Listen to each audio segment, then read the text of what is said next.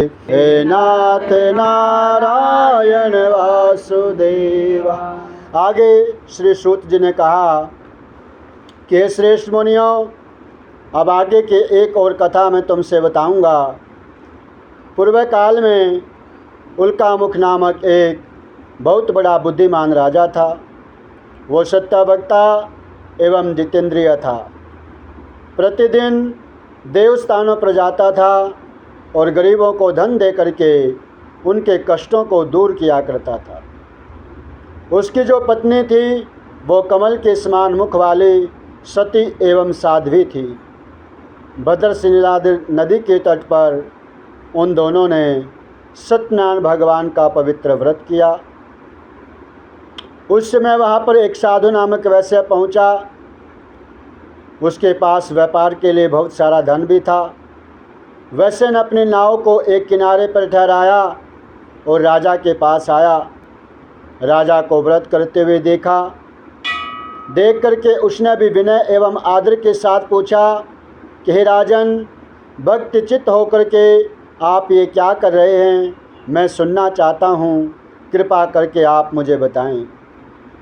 महाराजा उल्कामुख ने कहा कि साधु वैश्य, मैं अपने बंधु एवं बांधवों के साथ पुत्र की प्राप्ति के लिए महाशक्तिशाली सत्यनारायण भगवान का पवित्र एवं उत्तम व्रत कर रहा हूँ।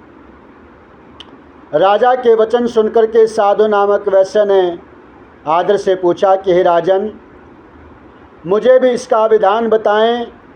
मैं भी आपकी इस कथा को श्रवण करके, इस व्रत को श्रवण करके व्रत करना चाहता हूँ, क्योंकि मेरे भी कोई संतान नहीं है और मुझे विश्वास है कि निश्चय ही भगवान की कृपा से मुझे भी संतान की उत्पत्ति होगी।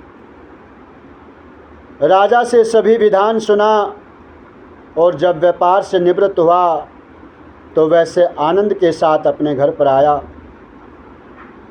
वैसे ने अपनी पत्नी से संतान देने वाले उस व्रत का समाचार सुनाया और मन में संकल्प लिया कि जब मेरे घर में संतान होगी तब मैं इस व्रत को पूर्ण करूँगा। यह वचन उसने अपनी पत्नी लीलावती से भी कहे।